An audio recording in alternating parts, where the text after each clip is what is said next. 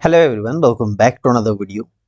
एचपीजेबीटी TET नवंबर 2025 8 नवंबर को एग्जामिनेशन कंडक्ट हुआ। इस वीडियो में हम फुल पेपर सॉल्व करेंगे। फर्स्ट सेक्शन साइकोलॉजी का है, लेकिन हम शुरुआत करेंगे जनरल अवेयरनेस के सेक्शन 5 से, जिसमें general awareness and environmental studies के 30 क्वेश्चन पूछे गए हैं। इसके बाद हम साइकोलॉजी सेक्शन, हिंदी, इंग्लिश और मैथमेटिक्स डिस्कस करेंगे। शुरुआत करते हैं क्वेश्चन फर्स्ट से, जो कि है question number 121। Which valley in Himachal Pradesh was declared India's first cold desert biosphere reserve by UNESCO in 2025? Himachal Pradesh की किस घाटी को यूनेस्को द्वारा 2025 में भारत का पहली शीत मरुस्थल जैवमंडल आरक्षित क्षेत्र घोषित किया गया है? तो हिमाचल प्रदेश में शीत मरुस्थल तो एक ही है, वो है स्पीति वैली, यानी लाहौल स्पीति, जो शीत मरुस्थल के नाम से जाना जाता है। तो स्पीति वैली को यूनेस्को ने 2025 में इस वर्ष कोल्ड डेजर्ट बायोस्फीयर रिजर्व से का क्षेत्र से घोषित किया है। ओके, ऑप्शन बी करेक्ट होगा, स्पीति वैली। अगला क्वेश्चन है, वर्तमान में भारत के मुख्य चुनाव आयुक्त कौन है? Who is at present chief election commissioner of India? At present Shri Gyanesh Kumar ji chief commissioner हैं भारत के, chief election commissioner. Option A correct होगा, ज्ञानेश कुमार। ये फरवरी 2025 में इलेक्ट हुए थे ज्ञानेश कुमार। इससे पहले थे राजीव कुमार। ओके, राजीव कुमार को सक्सीड किया था ज्ञानेश कुमार ने। नेक्स्ट क्वेश्चन है, who won the best actress at the 71st national film awards 2025? 71वें राष्ट्रीय फिल्म पुरस्कार 2025 में सर्वश्रेष्ठ अभिनेत्री का पुरस्कार किसने जीता है? 71st नेशनल फिल्म अवार्ड्स 2025 में बेस्ट एक्ट्रेस का अवार्ड जीता है रानी मुखर्जी ने। ऑप्शन ए करेक्ट होगा, रानी मुखर्जी। इनकी film mister Chatterjee versus Norway जो मूवी है उसमें इन्होंने काम किया था। अगला क्वेश्चन है, अमेरिकी झंडे में कितनी पट्टियां होती हैं? How many stripes are there in American flag? American flag में 13 स्ट्रिप्स होती हैं। ऑप्शन ए करेक्ट होगा, 13। देखिए क्वेश्चन यूनिक था। नेक्स्ट क्वेश्चन है, हाटू चोटी हिमाचल प्रदेश के किस क्षेत्र में स्थित है? In which region Hatu peak is situated in Himachal Pradesh? Hatu peak district Shimla में है, नारकंडा के पास। ओके, शिमला में है तो मंडी वैली नहीं होगा, कुल्लू वैली भी नहीं होगा। सांगला वैली किन्नौर में है, तो ये भी ऑप्शन गलत है। ओके, तो हाटू पीक शिमला में है, none of these, option D correct होगा इसमें, क्योंकि ये डिस्ट्रिक्ट शिमला में है और शिमला डिस्ट्रिक्ट यहाँ पे कोई भी वैली नहीं दी गई है। सांगला वैली डिस्ट्रिक्ट किन्नौर में है। हाटू पीक की जो हाइट है वो 3400 मीटर है, 3400 मीटर है वो सी लेवल। अगला क्वेश्चन है, who was elected president of खिलाफत कॉन्फ्रेंस इन 1919? 1919 में खिलाफत सम्मेलन के अध्यक्ष के रूप में किसे चुना गया था? ऑल इंडिया खिलाफत कॉन्फ्रेंस या फिर खिलाफत कॉन्फ्रेंस जो 1919 में हुई थी, उसके प्रेसिडेंट इलेक्ट हुए थे हमारे Gandhi ji, Mahatma Gandhi. Option C correct होगा। ये कॉन्फ्रेंस दिल्ली में आयोजित हुई थी 1919 में। ओके, अगला क्वेश्चन है, भारत सरकार द्वारा शुरू किया गया मिशन इंद्रधनुष किससे संबंधित है? मिशन इंद्रधनुष, देखिए मिशन इंद्रधनुष ना एजुकेशन पॉलिसी से रिलेटेड है, ना search for earth like planets in outer space, earth इससे भी बिल्कुल नहीं है, स्मार्ट सिटी से रिलेटेड भी नहीं है। जो मिशन इंद्रधनुष है ये 2014 में शुरू हुआ था, दिसंबर 2014 में। इसका जो उद्देश्य है वो 2 साल से कम उम्र के बच्चों और गर्भवती महिलाओं के लिए सार्वभौमिक टीकाकरण कवरेज प्राप्त करने का इसका उद्देश्य है। ओके, यानी ऑप्शन ए करेक्ट होगा, बच्चों और गर्भवती महिलाओं का टीकाकरण करना मिशन इंद्रधनुष का जो है उद्देश्य है, इससे संबंधित है ये। नेक्स्ट क्वेश्चन है, किस देश को 1000 झीलों की भूमि कहा जाता है? Which country is called the land of 1000 lakes? Finland is known as the land of 1000 lakes. Option correct होगा सी। नेक्स्ट क्वेश्चन है, where is the steel plant TISCO situated? Steel plant TISCO कहाँ स्थित है? टिस्को की full form पहले आपको पता होनी चाहिए। टिस्को की फुल फॉर्म है टी से Tata iron and steel company. Tata iron and steel company ये झारखंड में है, झारखंड के जमशेदपुर में। ऑप्शन डी करेक्ट होगा, जमशेदपुर। अगला क्वेश्चन है, in which year Himachal Pradesh Lokayukta was established? Himachal Pradesh Lokayukta की स्थापना किस वर्ष हुई थी? Himachal Pradesh Lokayukta was established in 1983। Option B correct होगा। 1983 में हिमाचल प्रदेश लोकायुक्त अधिनियम पारित हुआ था और अगस्त 1923 में, अगस्त 1983 में पहले लोकायुक्त की नियुक्ति हुई थी। पहले लोकायुक्त का नाम था TVR टाटाचारी। ओके, नाम था TVR टाटाचारी। अगला क्वेश्चन है, world earth day is celebrated on, विश्व पृथ्वी दिवस मनाया जाता है। विश्व पृथ्वी दिवस, वर्ल्ड अर्थ डे मनाया जाता है अप्रैल 2022 को। ऑप्शन बी करेक्ट होगा, 2022 अप्रैल को। ओके, पहला अर्थ डे, वर्ल्ड अर्थ डे सेलिब्रेट किया गया था 1970 में, 1970 में। अगला क्वेश्चन है, the author of the book Gita Rahasya is, Gita रहस्य पुस्तक किसने लिखी है? तो BG तिलक यानी बाल गंगाधर तिलक ने गीता रहस्य ये पुस्तक लिखी है। ऑप्शन बी करेक्ट होगा। बाल गंगाधर तिलक ये एक एक्सट्रीमिस्ट रिवोल्यूशनरी थे, फ्रीडम फाइटर थे। ओके, ऑप्शन बी करेक्ट होगा, बाल गंगाधर तिलक। ये पुस्तक उन्होंने तब लिखी थी जब वो जेल में थे, बर्मा में यानी म्यांमार में, 1908 से 1914 तक। अगला क्वेश्चन है question 133, article 21A of Indian constitution is related to, article 21A is related to education, right to education. Article 21A में कहा गया है शिक्षा का अधिकार। Okay, right to education, right to education. अगला क्वेश्चन है, who is at present chief secretary of Himachal Pradesh, Himachal Pradesh के चीफ सेक्रेटरी कौन है? वर्तमान में हिमाचल प्रदेश के मुख्य सचिव कौन है? एट प्रेजेंट हिमाचल प्रदेश के जो चीफ सेक्रेटरी हैं वो है संजय गुप्ता। Option B Sanjay Gupta. ये 1988 के बैच के IAS ऑफिसर हैं। अगला क्वेश्चन है, which lake is caused heavy flood in Sutlej river, किस झील के कारण सतलुज नदी में भारी बाढ़ आती है? ये बाढ़ आई थी एक्चुअली जो जहाँ से सतलुज नदी निकलती है, सतलुज रिवर निकलती है मानसरोवर से। मानसरोवर है तिब्बत में, और तिब्बत है, तिब्बत यानी अब तिब्बत चाइना के कब्जे में है। ओके, वैसे तिब्बत अलग कंट्री है लेकिन तिब्बत को ऑक्युपाई कर लिया है चाइना ने। मानसरोवर से निकलती है सतलुज रिवर, और सतलुज नदी के पास एक परचू झील है, परचू झील है जिसमें दरार आने के कारण यहाँ पे काफी भूस्खलन हुआ, और जिस कारण सतलुज नदी में भी बाढ़ आई। ओके, ये सबसे पहले ये 2005 में हुआ था। ऑप्शन ए करेक्ट होगा उसमें, परचू। अगला क्वेश्चन है, बिलासपुर की सीमा किस जिले की सीमा से लगती है? साथ नहीं लगती है। The boundary of Bilaspur district do not touch with which district? देखिए, बिलासपुर की बाउंड्री सोलन से लगती है, मंडी से भी बिलासपुर की बाउंड्री लगती है, सिरमौर से बिलासपुर की बाउंड्री नहीं लगती, ऊना से लगती है। ये रहा यहाँ पे बिलासपुर, बिलासपुर के साथ लग गया यहाँ पे। देखिए, ये सोलन डिस्ट्रिक्ट है, ये है सोलन, ये बिलासपुर की बाउंड्री है, ये सोलन है। ओके, तो बिलासपुर की सोलन से लगती है, यहाँ पे ये मंडी लग गया। ओके, मंडी है, ये बिलासपुर गया, तो यहाँ पे देखिए ये ऊना से लग गई बाउंड्री। ओके, बिलासपुर और ऊना की बाउंड्री है। यहाँ पे हमीरपुर से लग गई बाउंड्री। ओके, लेकिन देखिए सिरमौर यहाँ पे है, ये है सिरमौर, सिरमौर की बाउंड्री यहाँ पे है। सिरमौर के बाद आएगा सोलन, एक साइड शिमला, बिलासपुर इतना दूर रह गया। ओके, तो काफ़ी कहीं दूर दूर तक सिरमौर की बाउंड्री बिलासपुर डिस्ट्रिक्ट से नहीं लगती है, तो इसमें ऑप्शन डी करेक्ट होगा, सिरमौर की बाउंड्री नहीं लगती है। अगला क्वेश्चन है, who was written the book Kangra painting, Kangra painting पुस्तक लिखी है MS रंधावा ने। ऑप्शन बी करेक्ट होगा, MS रंधावा। निकोलस रॉरिक जिनकी आर्ट गैलरी नग्गर में है, डिस्ट्रिक्ट कुल्लू के नग्गर में, उनकी भी काफ़ी बुक्स है जहाँ से क्वेश्चन पूछे जाते हैं। इनकी बुक है, एक फेमस बुक है जिसका नाम है अडोब of light, abode of light, एक बुक है इनकी अबोर्ड ऑफ लाइट, एक पुस्तक है जो एग्जामिनेशन में पूछी जाती है। ओके, एक बुक है इनकी Tibet the heart of Asia. Okay, Nicholas Roerich की Tibet the heart of Asia,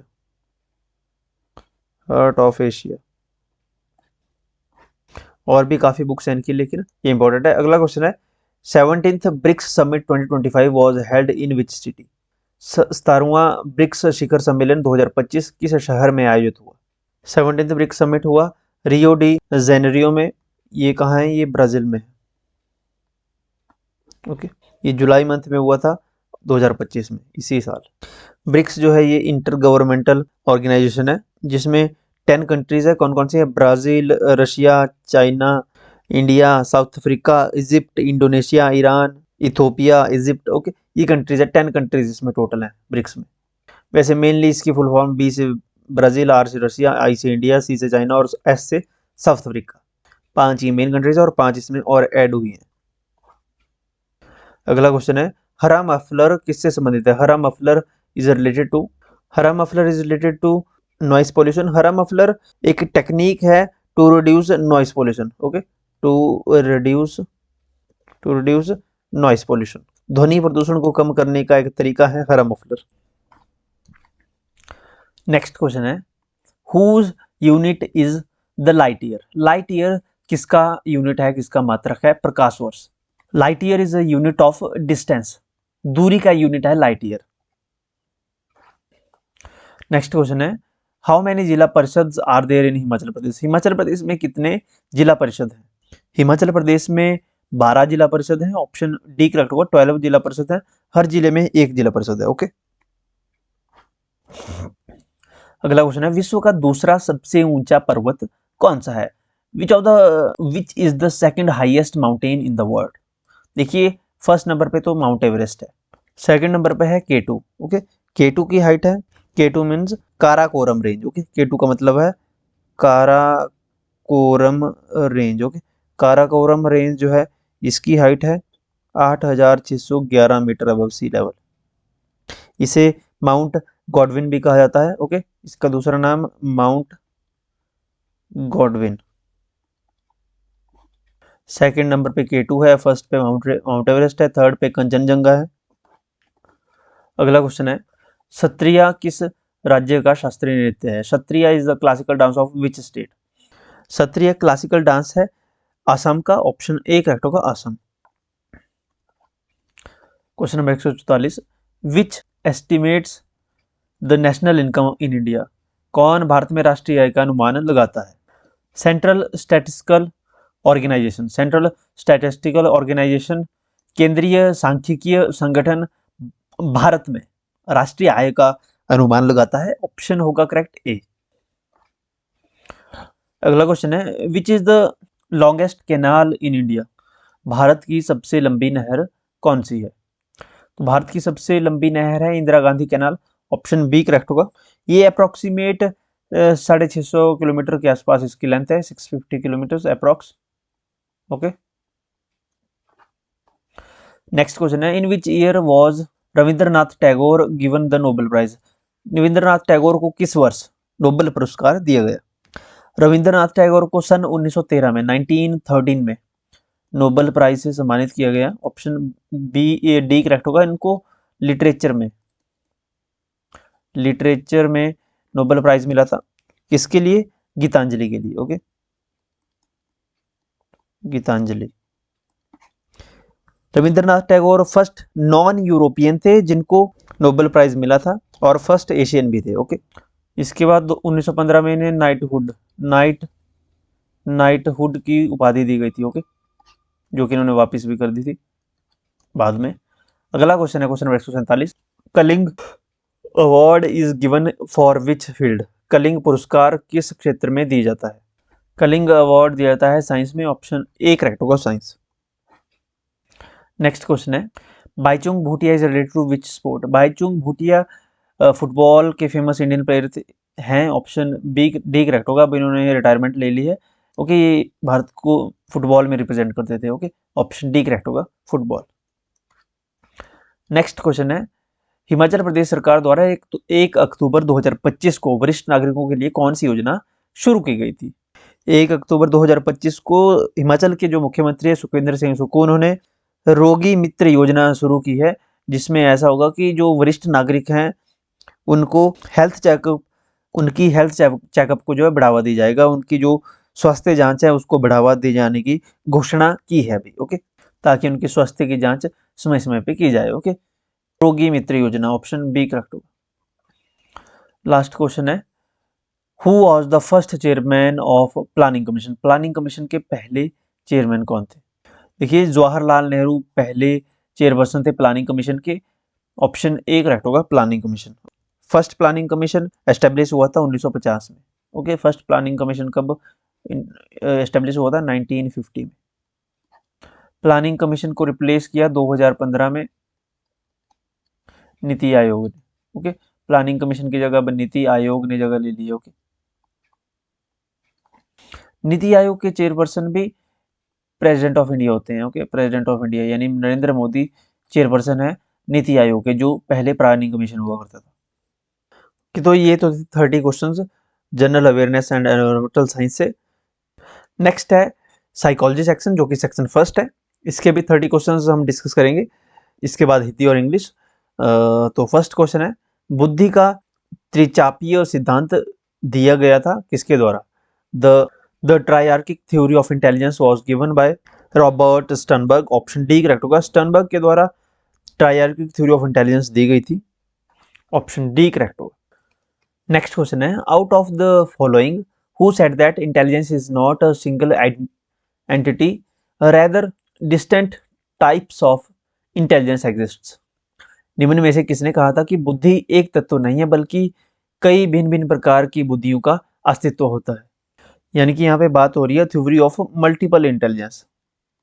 theory of multiple intelligence की बात हो रही है कि थ्योरी के बहुत अधिक तत्व होते हैं, यानी बहुत सारे टाइप्स की होती हैं जो इंटेलिजेंस होती है, बुद्धि लब्धि। ये कहा था हार्वर्ड गार्डनर ने। ओके, गार्डनर की स्टेटमेंट है, ऑप्शन बी करेक्ट होगा। ये एक अमेरिकन साइकोलॉजिस्ट थे जिन्होंने दी है थ्योरी ऑफ मल्टीपल इंटेलिजेंस। जैसे लिंग्विस्टिक, लॉजिकल, मैथमेटिकल, म्यूजिकल हो गई, उन्हें अलग अलग प्रकार की इंटेलिजेंस होती है। तो ये कहना गलत होगा कि इंटेलिजेंस एक सिंगल एंटिटी है। ओके, जो कि सही बात भी है बिल्कुल। थर्ड क्वेश्चन है, dyslexia is associated with. Dyslexia किससे संबंधित है? डिसलेक्सिया डिसलेक्सिया में रीडिंग डिसऑर्डर होता है। ओके, यानी डिफिकल्टी आती है रीडिंग में। ओके, ये रीडिंग डिसऑर्डर है, ऑप्शन सी करेक्ट होगा, रीडिंग डिसऑर्डर। मैथमेटिकल डिसऑर्डर क्या होता है? Dyscalculia. Dyscalculia dyscalculia is related to mathematical disorder. और राइटिंग से संबंधित जिनको प्रॉब्लम होती है, राइटिंग डिसऑर्डर जो है, राइटिंग डिसऑर्डर है डिसग्राफिया। Okay, dysgraphia. अगला क्वेश्चन है, which of the following is not an intelligence test? निम्न में से कौन सा बुद्धि परीक्षण नहीं है? स्टैनफोर्ड बिने test, Wechsler Binet test, Raven's progressive matrices test, ये सारे इंटेलिजेंस टेस्ट है, लेकिन रोर्सा टेस्ट जो है ये इंटेलिजेंस टेस्ट नहीं है। ऑप्शन डी करेक्ट होगा, यही यहाँ पे पूछा था कौन सा इंटेलिजेंस टेस्ट नहीं है, not an intelligence test. Okay, तो रोर्सा परीक्षण जो है, रोर्सा टेस्ट इंटेलिजेंस टेस्ट नहीं है। ये एक पर्सनैलिटी टेस्ट है, प्रोजेक्टिव पर्सनैलिटी टेस्ट है ये। ओके, पर्सनैलिटी टेस्ट। अगला क्वेश्चन है, who established first psychological lab in Leipzig university Germany? Leipzig university में पहली साइकोलॉजिकल लैब किसने एस्टेब्लिश की थी? तो ये थे वुंट। वुंट ने पहली फर्स्ट साइकोलॉजिकल लैब एस्टेब्लिश की थी। ऑप्शन बी करेक्ट हो। कब एस्टेब्लिश हुई थी? 1879 में। 1879 में वुंट ने फर्स्ट साइकोलॉजिकल लैब एस्टेब्लिश की थी। अगला क्वेश्चन है, filling the blanks is the ratio of mental age to the chronological age multiply by 100। यानी कि mental age upon chronological age into 100, ये फॉर्मूला है इंटेलिजेंट क्वोशेंट का, यानी आईक्यू का। ओके, आईक्यू का फॉर्मूला है, ऑप्शन बी करेक्ट होगा, बुद्धि लब्धि हिंदी में।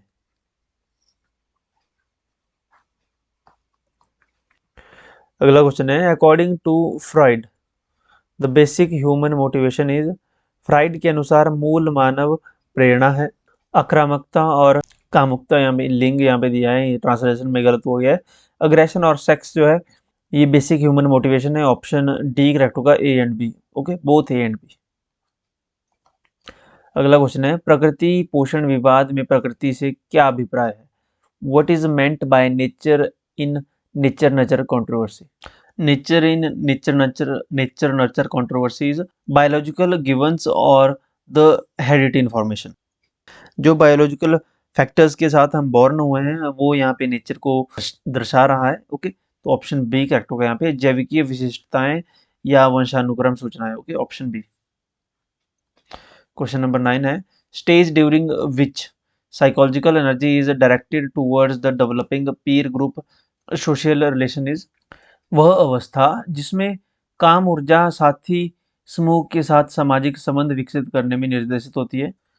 Stage during which psychosexual energy is directed towards developing peer group social relation is ये फ्राइड की थ्योरी है, psychosexual theory, psychosexual theory of fried, जिसमें उन्होंने 5 स्टेजेस बताई है ह्यूमन डेवलपमेंट की, जिसमें oral stage, anal stage second है, फिर थर्ड फैलिक स्टेज है, ओके, थर्ड स्टेज है फैलिक स्टेज, फोर्थ है जेंटल स्टेज और लास्ट है लेटेंसी स्टेज। ओके, तो इस क्वेश्चन में बात हो रही है लास्ट स्टेज की, यानी लेटेंसी स्टेज की, काम प्रस्तुति की। ओके, ऑप्शन सी करेक्ट हो। 10th क्वेश्चन है children construct their own understanding through interaction with their environment, who stated this. बच्चे अपने वातावरण के साथ संबंध बनाते हुए अपनी समझ का विकास करते हैं, ये किसने कहा था? ये कहा था जीन पियाजे ने। ओके, ऑप्शन सी करेक्ट होगा, जीन पियाजे। जीन पियाजे एक स्विस साइकोलॉजिस्ट थे, स्विट्जरलैंड से थे ये, और इनकी ये थ्योरी थी कॉग्निटिव डेवलपमेंट की थ्योरी, जिसमें उन्होंने बताया था कि कॉग्निशन बच्चे की कैसे डेवलपमेंट होती है उनकी। Okay, cognitive development theory. अगला क्वेश्चन है the period of sensory motor stage of पियाजे इज। देखिए, जीन पियाजे ने, जो पिछले प्रीवियस क्वेश्चन में भी पूछा गया था, जीन पियाजे ने कॉग्निटिव डेवलपमेंट थ्योरी की 4 स्टेजेस बताई हैं, जिसमें पहली स्टेज है सेंसरी मोटर। सेंसरी मोटर से होती है 0 से 2 ईयर्स तक, सेंसरी मोटर स्टेज। दूसरी है प्री ऑपरेशनल स्टेज, थर्ड है कंक्रीट ऑपरेशनल स्टेज, फोर्थ है formal formal operational stage. Okay, ये लास्ट स्टेज है कॉग्निटिव डेवलपमेंट थ्योरी की। ओके, तो ये 4 स्टेजेस बताइए जीन पियाजे ने। यहाँ पे सेंसरी मोटर स्टेज ये फर्स्ट स्टेज है, जन्म से 2 साल तक चलती है, 18 मंथ 2 साल तक इस यहाँ तक। नेक्स्ट है question number 12, laws of learning are given by. Learning के नियम किसने दिए, सीखने के नियम दिए थे थॉर्नडाइक ने। थॉर्नडाइक ने 2 टाइप्स के लॉज बताए हैं, एक primary laws of learning, primary, और दूसरा secondary laws. Okay, primary laws उन्होंने 3 लॉज बताए हैं, law of effect, law of effect, first है law of readiness, law of readiness, दूसरा है लॉ ऑफ एक्सरसाइज, और तीसरा है law of effect. Okay, law of readiness, law of exercise, law of effect, ये 3 प्राइमरी लॉज बताए हैं Thorndike ने। ऑप्शन सी करेक्ट होगा इसका, थॉर्नडाइक। इसमें इन्होंने वेरियस सेकेंडरी लॉज के बारे में बताया है, ओके, जो कि बहुत सारे हैं, जैसे कि law of multiple respondings, law of attitude, law of associative shifting, ऐसे बहुत सारे लॉज इन्होंने सेकेंडरी लॉज बात बताए हैं। ओके, अगला क्वेश्चन है a child rights with his oblique her left hand and is comfortable doing things with it. He oblique she should be discouraged, made to write with the right hand, allowed this her preference, sent to seek medical help। देखिए, इसमें medical help की कोई ज़रूरत नहीं है। अगर एक बच्चा बाएं हाथ से लिखता है और इस प्रकार काम करने में सहज होता है, तो उसे हतोत्साहित, डिस्करेज बिल्कुल भी नहीं करना चाहिए, ना ही उसे मेडिकल हेल्प की ज़रूरत है। तो ये दोनों ही फर्स्ट और फोर्थ स्टेटमेंट तो बिल्कुल गलत है।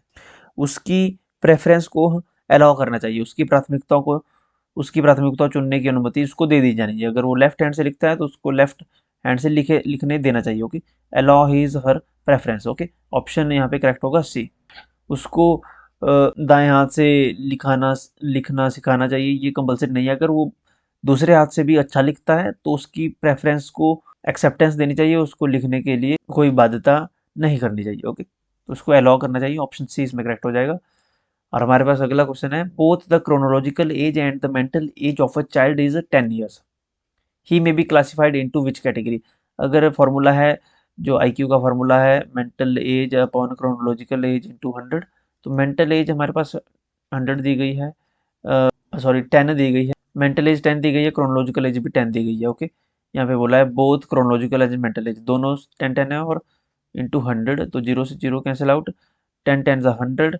तो आई क्यू कितना है बच्चे का, आई क्यू आया 100, तो आई क्यू 100 आई क्यू कितना होता है, 100 आई क्यू नॉर्मल होता है, ये नॉर्मल कैटेगरी में आएगा।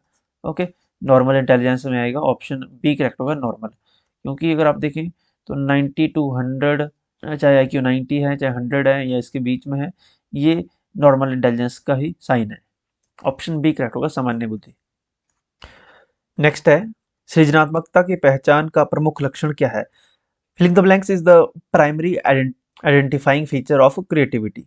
देखिए, क्रिएटिविटी का जो फीचर है, प्राइमरी आइडेंटिफाइंग फीचर है, वो है डाइवर्जेंट थिंकिंग। ओके, अब सारी थिंकिंग, अब सारी चिंतन, divergent thinking. Okay, option A correct होगा। डाइवर्जेंट थिंकिंग यानी विस्तृत सोच, जिसकी थिंकिंग वाइड हो, जो विस्तृत सोच सके, जो न्यू आइडियाज को सोच सके। कन्वर्जेंट होता है नैरो। ओके, जिसकी सोच जो है नैरो रहेगी, जो ज्यादा वाइड नहीं सोच पाएगा, न्यू आइडियाज सोचने में सक्षम नहीं होगा, वो कन्वर्जेंट थिंकिंग में आएगा। डाइवर्जेंट थिंकिंग जो यूनिक आइडियाज सोचेगा, सॉल्यूशन, प्रॉब्लम के सॉल्यूशंस ढूंढेगा। ओके, इस प्रकार के थिंकिंग को डाइवर्जेंट थिंकिंग कहा जाता है। अगला क्वेश्चन है, ego is guided by. Ego, देखिए ये आ गया फ्राइड का, जो फ्राइड की थ्योरी है, psycho analytic theory, Sigmund Freud की, सिगमंड फ्राइड की साइको एनालिटिकल थ्योरी, जिसमें उन्होंने 3 कंपोनेंट्स बताए हैं ह्यूमन साइकी के, इड, ईगो, सुपर ईगो। अब id is based on pleasure principle, ego is based on, यहाँ पे भी पूछा है, ego is based on reality principle, और super ego, super ego is based on idealistic principle, यानी आदर्शवादी सिद्धांत पर सुपर ईगो बेस गाइडेड होता है। Okay, pleasure principle is based on, ego is based on, id is based on pleasure principle. Okay, सुखवादी सिद्धांत पर इड बेस्ड होता है। यहाँ पे अहम पूछा था ईगो, तो ये होगा वास्तविकता सिद्धांत, रियलिटी प्रिंसिपल, ऑप्शन ए। अगला क्वेश्चन है, which of the following factors affect learning. Learning को, अधिगम को कौन कौन से कारक जो है अधिगम को प्रभावित करते हैं? निम्नलिखित में से कौन सा कारक? Interest of the student, emotional health of student. Interest affect करता है लर्निंग को। अगर बच्चे का इंटरेस्ट नहीं है लर्निंग में, तो उसमें लर्निंग नहीं होगी। Okay, emotional health important role रहता है। ऑप्शन बी भी यहाँ पे करेक्ट है, ए भी करेक्ट है। Social and cultural context of student, बिल्कुल करेक्ट है ये भी स्टेटमेंट। अगर उसकी सामाजिक और सांस्कृतिक पहलू अच्छे नहीं होंगे, अगर उसकी सोशलाइजेशन, उसकी सोसाइटी अच्छी नहीं होगी, तो उसकी लर्निंग भी उसी प्रकार से होगी। अगर अच्छी सोसाइटी में रहेगा, उसका समाज अच्छा होगा, अच्छी भाषा बोलेंगे, तो उसकी लर्निंग भी उसी प्रकार से होगी, उसकी भाषा भी, उसकी जो लर्निंग होगी वो अच्छी होगी। अगर गलत एनवायरनमेंट में रहेगा, वो गलत सर्कल में रहेगा, तो उसकी जो लर्निंग होगी वो भी नेगेटिव ही होगी, गलत ही होगी। ओके, तो ये सारे फैक्टर्स अफेक्ट करते हैं, तो यानी ऑप्शन डी करेक्ट होगा, ऑल ऑफ द अबव। अगला क्वेश्चन है, निम्न में से कौन सी आवश्यकताएं उच्च स्तर की आवश्यकता है? Which among the following are higher order needs. ये क्वेश्चन है हायरार्की ऑफ नीड्स से, जो थ्योरी है अब्राहम मॉस्लो की ये हायरार्की ऑफ नीड्स की थ्योरी है। इसमें यहाँ पूछा है, which among the following are the higher order needs. सबसे हायर ऑर्डर में होती है, जो नीड होती है, सेल्फ एक्चुअलाइजेशन, जो कि यहाँ पे नहीं है। सेल्फ एक्चुअलाइजेशन, उससे पहले थी एस्टीम नीड्स। तो सेल्फ एस्टीम नीड्स जो कि 4th नंबर पे है। ओके, ये हाईएस्ट आत्मसम्मान की आवश्यकता, एस्टीम नीड्स। इसमें सेल्फ रिस्पेक्ट आता है, कॉन्फिडेंस आता है, respect from others, reputation, okay, recognisation and achievement etcetera, जो फैक्टर्स हैं वो इसमें आते हैं सेल्फ एस्टीम नीड में। सबसे बेसिक जो नीड है वो है physiological need. Okay, physiological need, physiological need सबसे पहले, जिसमें आता है need of air, water, food, shelter etcetera. Okay, जो बेसिक नीड होती है, क्लोथ्स हो गए, स्लीप हो गई, नींद, पानी, भोजन की जो मूलभूत आवश्यकताएं हैं वो आती है फिजियोलॉजिकल नीड में। ओके, अब्राहम मास्लो की जो बेसिक नीड है सबसे पहले, उसके बाद आती है सेकंड पे सेफ्टी नीड। सेफ्टी नीड में आता है आपकी पर्सनल सिक्योरिटी, ओके, हेल्थ, आपका स्टेबल एनवायरनमेंट, फाइनेंशियल सिक्योरिटी आपकी। ओके, तो ये चीज आती है सेफ्टी नीड में। थर्ड पे आता है आपका love and belonging needs. Okay, belonging and love need, जो कि यहाँ पे है, ये है थर्ड स्टेज। इसमें आती है आपकी लव एंड बिलोंगिंग नीड्स में आती है आपकी फैमिली, आपका परिवार, फैमिली, आपकी फ्रेंडशिप, आपके फ्रेंड सर्कल, ओके, आपकी फ्रेंडशिप, कम्युनिटी आपकी, आपके groups, okay, intimacy, affection etcetera. Okay, ये थर्ड है। फोर्थ पे आपको बताया मैंने, जो क्वेश्चन में पूछा गया था, esteem needs, self esteem needs, जिसमें सेल्फ रिस्पेक्ट वगैरह, सेल्फ रिस्पेक्ट हो गया आपका, सेल्फ कॉन्फिडेंस हो गया, रेपुटेशन होगी आपकी सोसाइटी में। ओके, ये आती है फोर्थ में। और फिफ्थ नीड है सेल्फ एक्चुअलाइजेशन नीड, जिसमें क्रिएटिविटी आ गया आपका, मॉरल डेवलपमेंट आ गया, ओके, ये सब चीजें। अगला क्वेश्चन है, which stage of development is known as the high pressure and tension? किस काल को अत्यधिक दबाव और तनाव का काल कहा जाता है? तो ये जो स्टेज होती है, ये होती है किशोरावस्था, एडोलेसेंस की स्टेज। इसमें क्योंकि आपकी बॉडी में मेंटली भी काफ़ी बदलाव होता है और फिजिकली भी, अगर आप देखें फिजिकली भी बॉडी में काफ़ी चेंज आते हैं, मेल और फीमेल दोनों में। मेल में क्या होता है, बियर्ड आती है, हाइट एकदम से लंबी होने लगती है मेल्स में। फीमेल में ब्रेस्ट की ग्रोथ होती है, बॉडी में चेंज आते हैं, मेंस्ट्रुअल साइकिल शुरू हो जाती है, पीरियड्स वगैरह, ओके। फीमेल्स में ये चेंजेस होते हैं। इसलिए बच्चों में जो भी टीनेज में होते हैं, एडोलेसेंस की एज में, यानी जो कि 12-13 की एज से शुरू होती है, 19-20 तक रहती है, इसमें हाई प्रेशर एंड टेंशन का जो है, तनाव का ये समय रहता है। ये स्टेटमेंट भी है एक साइकोलॉजिस्ट की, जिसमें कहा था उन्होंने, adolescence is a period of storm and stress, okay. ये एक स्टेटमेंट थी उनकी। एडोलेसेंस, इसमें कहा था उन्होंने कि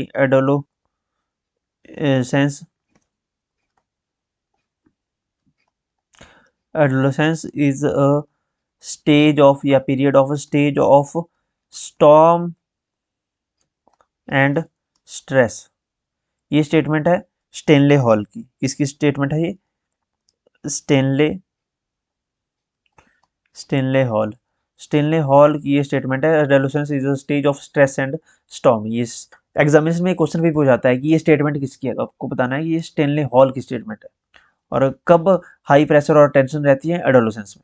एडोलेसेंस पीरियड 10, 11, 12 से शुरू होकर 19-20 तक चलता है, ओके।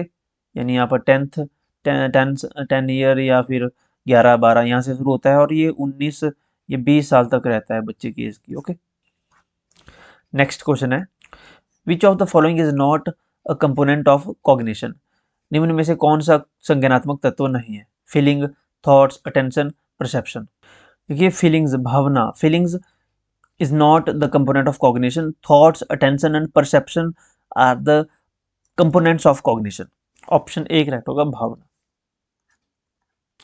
अगला क्वेश्चन है, the insight theory of learning is promoted by. देखिए क्वेश्चन हमने टीजीटी आर्ट्स की टेट में या मेडिकल टेट में यहाँ पे डिस्कस किया था परसों। Insight theory of learning is promoted by gestalt थ्योरिस्ट्स, okay. Option A correct होगा, गेस्टॉल्टवादी सिद्धांतवादी ने सीखने के अंतर्दृष्टि सिद्धांत को बढ़ावा दिया। इनसाइट थ्योरी ऑफ लर्निंग है कोहलर की। किसकी है? कोहलर की। कोहलर्स इनसाइट थ्योरी। कोहलर की इनसाइट थ्योरी है। कोहलर ने एक्सपेरिमेंट किया था चिंपैंजी पे, ओके। किस पे? चिंपैंजी पे। उस चिंपैंजी का नाम क्या था? उस चिंपैंजी का नेम था सुल्तान। क्या नाम था? नाम याद रखें, सुल्तान नाम था उस चिंपैंजी का जिसपे एक्सपेरिमेंट किया था उन्होंने। कोहलर की थ्योरी है, गेस्टॉल्ट थ्योरिस्ट है। अगला क्वेश्चन है, filling the blanks plays a significant role in the development of personality. व्यक्तित्व के विकास में फिलिंग द ब्लैंक्स भूमिका की महत्वपूर्ण भूमिका होती है।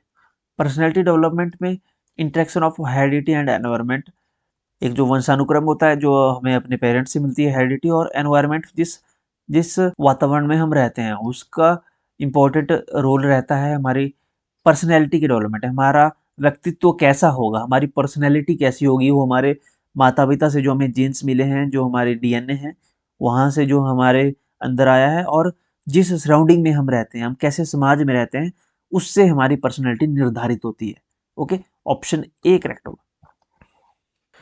नेक्स्ट क्वेश्चन है, psychology first lost its soul, then its mind, and then it lost its consciousness. It still has behaviour of a kind. This was stated by. मनोविज्ञान ने सर्वप्रथम अपनी आत्मा का त्याग किया, फिर मन का त्याग किया, और फिर उसे चेतना को त्यागा। फिर उसने चेतना को त्यागा, अब व्यवहार के ढंग को अपनाया हुआ है। यह कथन कहा गया है। ये स्टेटमेंट वुडवर्थ की है। Psychology first lost his soul, then its mind, and then it lost its consciousness, and still has behaviour of a kind. This was stated by Robert Woodworth, okay. Option C, Woodworth. अगला question है, according to Vygotsky, learning can not be separated from. Vygotsky के अनुसार सीखने को fill in the blank से पृथक नहीं किया जा सकता। अब यहाँ पे बात वाइगोत्स्की की हो रही है। लेव वाइगोत्स्की रशियन साइकोलॉजिस्ट थे और इनकी सोशियो कल्चरल थ्योरी थी जो कि कंटेम्प्रेरी थे ये जीन पियाजे के। सोशियो कल्चरल थ्योरी थी, तो इनका मानना था कि learning can not be separated from social context. Okay, option D correct होगा। इनका मानना था कि child is a part of social situation. अगला क्वेश्चन है, fitting new information into existing schemas is known as.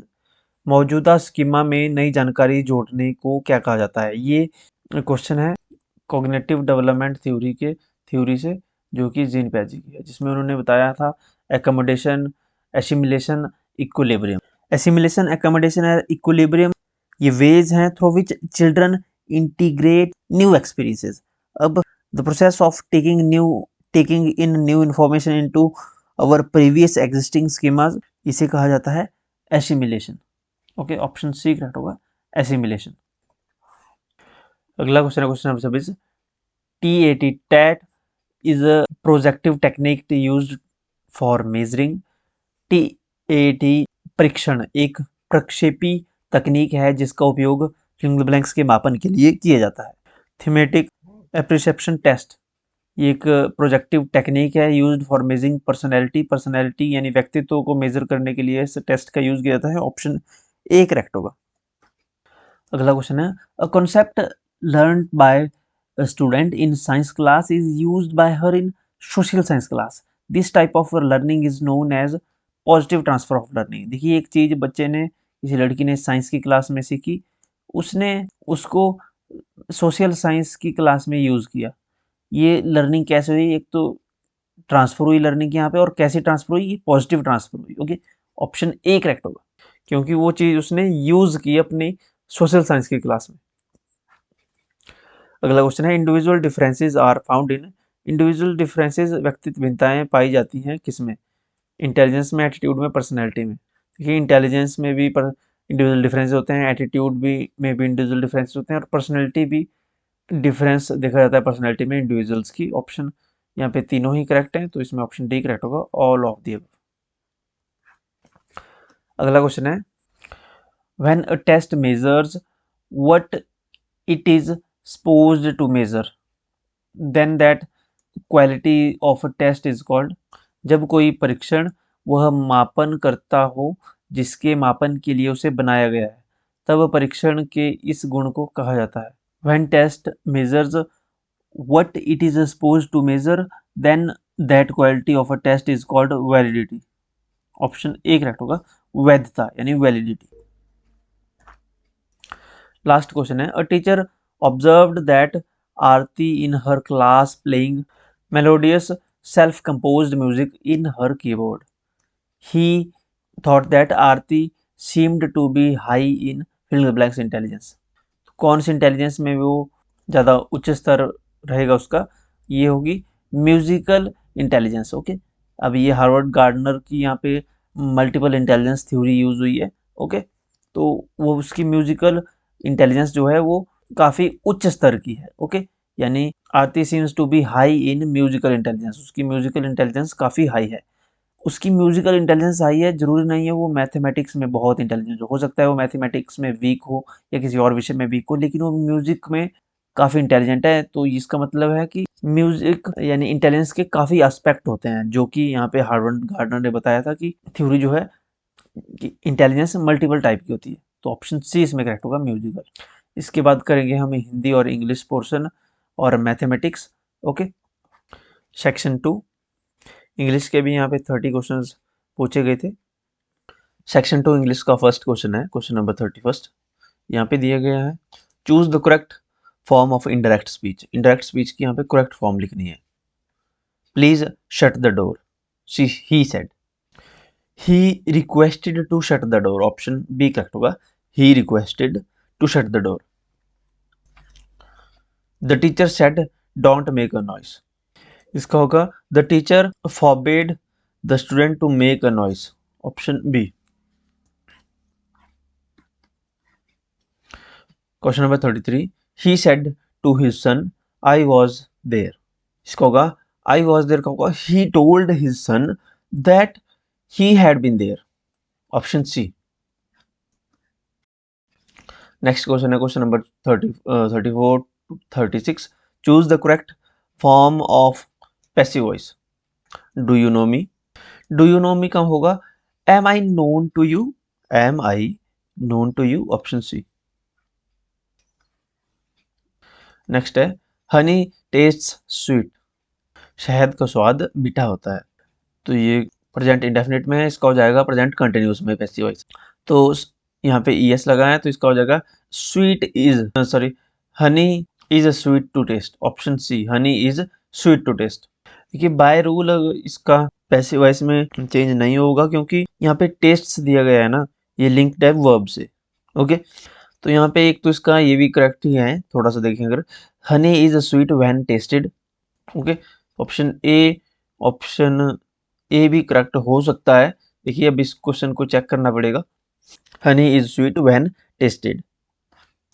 Next है is Seema flying a kite, क्या सीमा पतंग उड़ा रही है। Is a kite being flown by Seema. देखिए ऑप्शन बी और ऑप्शन सी बिल्कुल करेक्ट है, लेकिन इसमें यहाँ पे साइन ऑफ इंटेरोगेशन नहीं है, यहाँ पे है, तो इसमें ऑप्शन सी करेक्ट होगा। नहीं, इसमें डिफरेंस है, अ काइट इज बीइंग लिखा है, यहाँ पे होगा इज अ काइट बीइंग, तो यहाँ पे क्वेश्चन मार्क है तो इज पहले आएगा और यहाँ पे क्वेश्चन मार्क भी लगेगा जो कि यहाँ पे मिसिंग है, तो ऑप्शन बी तो गलत है, ऑप्शन सी करेक्ट होगा इसमें। अगला क्वेश्चन है question number 37। Direction for question number 37 to 40। Choose the correct सिनोनियम for the word given in capital letters. अगला क्वेश्चन है question number 37 to 40। Choose the सिनोनियम। Okay, तो रिले, रिलाय, रिलाय का सिनोनियम होगा यानी सिमिलर होगा डिपेंड रहना, रिलाय यानी depend, option B depend. Okay, अगला है क्वेश्चन नंबर 38। अपलॉज, अपलॉज का synonym, synonym of applause is praise, option C correct होगा, प्रेज या फिर चीयरिंग, चीयर, क्लैपिंग, ये सारे अपलॉज के सिनोनियम है, सिमिलर वर्ड्स है, ऑप्शन सी इसमें करेक्ट है। नेक्स्ट है 39th। अनॉमस, अनॉमस का मतलब होता है वेरी बिग और वेरी ग्रेट, या फिर इसका सिनोनिम हो जाएगा यहाँ पे ह्यूज, ऑप्शन ए ह्यूज। देखिए टाइनी, स्मॉल, ये तो इसके एंटोनियम आगे उल्टा, यहाँ पे पूछा है सिनोनियम सिमिलर, तो ऑप्शन ए करेक्ट होगा इसमें। ह्यूज हो गया, वास्ट हो गया, ब्रॉड है, वाइड है, बाउंडलेस है, एक्सपेंसिव है, एक्सटेंसिव, ये सारे इसके सिनोनियम वर्ड्स हैं। Okay, question number 40। Disdain, disdain, disdain ये एक नेगेटिव वर्ड है, तो इसका जो सिनोनियम होगा वो भी कहीं ना कहीं थोड़ा सा नेगेटिव रहेगा। डिसडेन का हेटर्ड या फिर हेट, ऑप्शन डी इसमें करेक्ट होगा। नेक्स्ट है question number 41 to 44। Identify the appropriate alternative from the given option for filling the blanks. First question है question number 41, filling the blanks. You like to take tea, would you like to take tea, किसी को पूछ रहे हैं कि आप चाय पीना पसंद करते हैं, would you like to take tea, क्या आप चाय लेना पसंद करेंगे। नेक्स्ट है question number 42। It filling the blanks rain today, it might rain today, आज बारिश हो सकती है। Okay, it might rain today, might लगता है जहां संभावना हो, ऑप्शन ए। नेक्स्ट है if you are guilty you filling the blanks confess, if you are guilty you must confess, option A correct होगा, must. Question number 44। She filling the blanks help laughing when I cracked a joke. She could not help laughing when I cracked a joke. She could not help laughing. Option C. Question number 45 to 48. Choose the correct option from the article given below. Man is filling the blanks mortal. देखिए man is मॉर्टल, इसके साथ कोई भी article नहीं लगता है, no article, साथ कोई भी आर्टिकल नहीं लगेगा, ऑप्शन डी करेक्ट होगा, none of the above. Question number 46 है he is filling the blanks one eyed person, he is a one eyed person, he is a one eyed person, क्योंकि यहाँ पे वन की sound है तो consonant sound है तो ए आएगा। ओके, ऑप्शन बी करेक्ट होगा, A. Question number 47। Filling the blanks boy in red dress is very naughty, the boy in red dress is very naughty, option C correct होगा, the boy. Next question है question number 48। Filling the blanks, Ganga is filling the blanks holy river. The Ganga is a holy river, option A correct होगा, the Ganga is a holy river. Next question है question number 49 to 51। Choose the correct preposition out of the given choices. First question है question number 49, I am not afraid filling blanks of you. ये तो ऐसे ही जुबान पे ही है, I am not afraid of you, option B correct होगा, I am not afraid of you. Question number 50 है, he is junior to me, he is junior to me, okay, to लगेगा इसमें, यानी कि ऑप्शन सी करेक्ट होगा। अगला question है question number 51, Rahul is good filling the blanks English. Rahul is good at English, Rahul is good at English, option C correct होगा। अगला question है क्वेश्चन नंबर 52, डायरेक्शन दी गई है 52 से 54 क्वेश्चन तक की। Choose the opposite meaning to the word printed in capital. Opposite meaning यहाँ पे बताने हैं। वर्ड दिया है इमेंस, इमेंस का मतलब होता है अ वेरी बिग और अ ग्रेट, यहाँ पे बताना है अपोजिट, इसका मतलब होता है वेरी बिग या फिर ग्रेट, तो इसका अपोजिट होगा, देखिए बिग तो नहीं होगा क्योंकि अपोजिट बताना है, वास्ट भी वो बड़ा ही होता है, फैट भी बड़ा होता है, टाइनी यहाँ पे अपोजिट है टाइनी, ऑप्शन सी करेक्ट होगा इसका। अगला क्वेश्चन है क्वेश्चन नंबर 53, डिलीजेंट, डिलीजेंट होता है परिश्रमी, यानी जो बहुत मेहनती होता है, या फिर बोल सकते हैं कर्मठ। इसका अपोजिट हार्ड वर्किंग तो नहीं होगा, अटेंटिव भी नहीं होगा, एक्टिव भी नहीं होगा, तो इसका अपोजिट होगा केयरलेस, ऑप्शन बी। अगला क्वेश्चन है 54, melancholy, melancholy means a feeling of sadness, a feeling of sadness, जो कि बहुत लंबे समय तक रहती है, ओके, लंबे समय तक कोई अगर वैसा दुखी है, सैड है, तो इसका अपोजिट क्या होगा, सैड तो नहीं होगा, एंटोनियम बताना है, सीरियस भी नहीं होगा, चीयरफुल इसका अपोजिट है, ओके, चीयरफुल होता है जैसे खुशी या happy person, okay, cheerful, option B correct होगा, चीयरफुल, या फिर अगर हैप्पीनेस होता तो वो भी इसका एंटोनियम होना था, okay, option B. Question number 55 से 57 तक, 55 टू 57, यहाँ पे बताना है करेक्टली स्पेल्ड वर्ड, कौन सी स्पेलिंग करेक्ट है। Occasion, O double C A S I O N, occasion, option C correct होगा। देखिए ये भी गलत है, यहाँ पे डबल एस दिया गया है, इसमें डबल एस दिया गया है, डबल सी दे दिया है, O double C A S I O N, ये भी गलती है।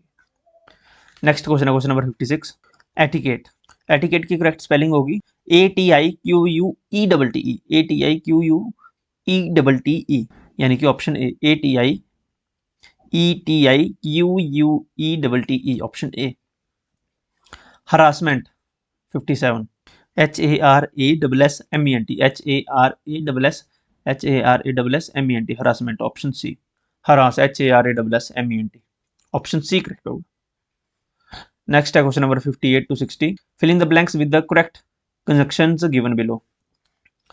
ही, filling the blanks, he ran very fast, filling the blanks, he missed the train. ये बहुत बार एग्जामिनेशन ने पूछा है, जेबीटी टेट में क्वेश्चन पहले भी कई बार आया है, पीवाईक्यू की अगर आपने वीडियोस देखी होंगी तो उसमें ये क्वेश्चन आपको मिल जाएगा। Though he ran very fast yet he missed the train, option A correct होगा इसमें। Question number 16, filling the blanks, you run fast, filling the blanks, you will lose the race. इसमें आएगा if you run fast then you will lose the race, okay, option होगा correct B.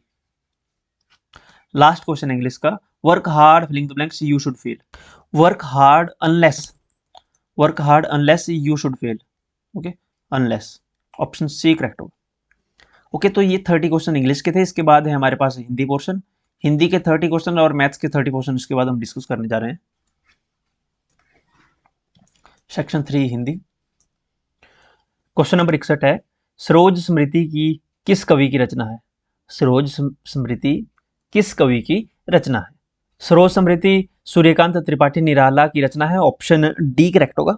ये एक लंबी शोक गीत है ये, ओके, एक शोक गीत है जो कि उन्होंने 1935 में 1935 में लिखा था अपनी बेटी सरोज की याद में, ओके, उनकी बेटी सरोज की मृत्यु के बाद उन्होंने ये शोक गीत लिखा था जिसका नाम था सरोज स्मृति। अगला क्वेश्चन है, निम्न में से कौन सी पुस्तक महादेवी वर्मा द्वारा लिखित नहीं है। इन कविताओं को देखें तो उर्वशी, स्मृति की रेखाएं, यामा, पथ के साथी, तो स्मृति की रेखाएं, यामा, पथ के साथी, ये कविताएं महादेवी वर्मा द्वारा लिखी गई हैं, लेकिन जो उर्वशी यहाँ पे पुस्तक है स्मृति की रेखाएं, यामा और पथ की साथी, ये पुस्तकें महादेवी वर्मा की लिखी हुई है। लेकिन उर्वशी पुस्तक ये रामधारी सिंह दिनकर द्वारा लिखी गई है। ओके, रामधारी सिंह दिनकर, रामधारी सिंह दिनकर। ओके, तो इसमें ऑप्शन ए करेक्ट होगा, ये इनके द्वारा लिखित नहीं है। श्रृंगार रस का स्थायी भाव क्या है? श्रृंगार रस का जो स्थायी भाव है वो रति है। ओके, ऑप्शन होगा करेक्ट डी, रति। रति का अर्थ है जैसे प्रेम, स्नेह, आकर्षण एक्सेट्रा। ओके, क्वेश्चन नंबर 64, रात दिन शब्द में समास बताने के लिए उचित विकल्प का चयन करें। रात दिन, रात और दिन, द्वंद्व समास। ऑप्शन ए करेक्ट होगा, द्वंद्व। द्वंद्व समास में दोनों पद प्रधान होते हैं, जैसे रात प्रधान है, दिन प्रधान है, दोनों शब्द प्रधान है, द्वंद्व समास। और बीच में इस प्रकार का यहाँ पे साइन आता है। अगला क्वेश्चन है क्वेश्चन नंबर 65, कमल के समान नयन में समास है। कमल के समान नयन यानी कर्मधारय समास। ऑप्शन डी करेक्ट होगा। निम्न में से किसे रसराज कहा जाता है? श्रृंगार रस को रसराज कहा जाता है। ऑप्शन होगा करेक्ट ए, श्रृंगार। अगला क्वेश्चन है शुद्ध शब्द का चयन कीजिए। उज्ज्वल दिखाई दिया यहाँ पे, उज्ज्वल कैसे लिखते हैं? तो उज्ज्वल का एक खास बात है कि इसमें आधा ज 2 बार आता है, उज्ज्वल। ओके, ऑप्शन ए करेक्ट होगा। आपको यही ध्यान रखना है कि उज्ज्वल में 2 बार आधा ज आता है। ओके, उज्ज्वल। क्वेश्चन नंबर 68, व्यंजन वर्णों की कुल संख्या है। हिंदी में मुख्य रूप से 33 व्यंजन होते हैं। ऑप्शन करेक्ट होगा डी। अगर लेखन के आधार पर देखें तो 41 व्यंजन है टोटल, 41 लेखन के आधार पर। ओके, लेखन के आधार पर 41 व्यंजन है, जिसमें 33 मूल व्यंजन है। यहाँ पे मूल व्यंजन की बात हो रही तो 33, और 2 द्विगुण व्यंजन है जिसमें ढ और ढ आता है, और 4 संयुक्त व्यंजन है, क्ष, त्र, ज्ञ और श्र। अगला क्वेश्चन है अल्प प्राण नहीं है। अल्प प्राण वे व्यंजन होते हैं जिनके उच्चारण में मुख से कम हवा निकलती है। ओके, यानी प्रत्येक वर्ग का पहला, फर्स्ट, पहला, तीसरा और पांचवा व्यंजन। ओके, जैसे क, ख आएगा, फिर थर्ड पे ग, घ। तो वर्ग में क, ख और ड जो है अल्प प्राण है। ट वर्ग में ट अल्प प्राण है। प वर्ग में प अल्प प्राण है। तो य, र, तो र इसमें अल्प प्राण नहीं है। ओके, ऑप्शन बी करेक्ट होगा। ह भी अल्प प्राण नहीं है, ये ह भी महाप्राण है। ओके, तो इसमें ऑप्शन डी भी करेक्ट हो सकता है, क्योंकि ये जो य, र, ल वो है, ये अंतस्थ व्यंजन में आते हैं। ओके, अंतस्थ व्यंजन। तो इस क्वेश्चन को हम सस्पेंस ही रखेंगे अभी, क्योंकि इसमें डाउट है बी और डी ऑप्शन में। अगला क्वेश्चन है सुलभ का विपरीतार्थक है। सुलभ का विपरीतार्थक होगा दुर्लभ। ऑप्शन बी, सी। नेक्स्ट है विराम नहाने को गया, वाक्य में कौन सा कारक है? विराम नहाने को गया। देखिए, नहाने को गया हो तो इसमें अपादान तो नहीं आएगा, क्योंकि अपादान अगर दूर जाए तब अपादान आता है, अगर किसी चीज की जुदाई हो। करण से के द्वारा, करण भी नहीं है यहाँ पे। संबोधन में आता है हे, रे। ओके, इस टाइप से, तो ये भी नहीं होगा, तो संप्रदान बचता है। कर्ता ने कर्म को कर्ण से संप्रदान को के लिए नहाने को। ऑप्शन सी करेक्ट होगा, संप्रदान कारक है। अगला क्वेश्चन है पत्नी का पर्यायवाची नहीं है। यहाँ पे कौन सा शब्द पत्नी का पर्यायवाची नहीं है? पत्नी के पर्यायवाची शब्द जैसे भार्या हो गया, दारा हो गया, अर्धांगिनी हो जाता है, और वामा का अर्थ भी स्त्री या नारी होता है। ओके, और महिला तो होता ही है। ओके, महिला तो महिला ही है। इसे सहेली या पत्नी के पर्यायवाची के रूप में भी देखा जाता है। ओके, तो ये भी पत्नी का पर्यायवाची माना जाएगा, लेकिन महिला पत्नी का पर्यायवाची नहीं है। ऑप्शन बी इसमें करेक्ट होगा। अगला क्वेश्चन है क्वेश्चन नंबर 81, ह्रस्व दीर्घ प्लुत किसके भेद है? ह्रस्व दीर्घ और प्लुत स्वर के भेद हैं। ऑप्शन होगा करेक्ट सी, स्वर। ह्रस्व स्वर जिनके उच्चारण में सबसे कम समय लगता है वो ह्रस्व स्वर होते हैं। दीर्घ स्वर जिनके उच्चारण में ह्रस्व स्वर से ज्यादा समय लगता है, या समझ लीजिए कि दुगना समय लगता है। ह्रस्व स्वरों के बोलने की अपेक्षा दीर्घ स्वरों में ज्यादा समय लगता है, और प्लुत में दीर्घ से भी अधिक समय लगे, जिनमें 3 ओके ज्यादा समय लगता है, इनमें और भी ज्यादा समय लगता है, इन्हें प्लुत स्वर कहते हैं। क्वेश्चन नंबर 82, निम्नलिखित में कौन सा यौगिक शब्द है? तो लेखक अगर देखें, लेखक, पुस्तक, योगी, ये यौगिक शब्द नहीं है, ये रूढ़ शब्द है। विद्यालय यौगिक शब्द है।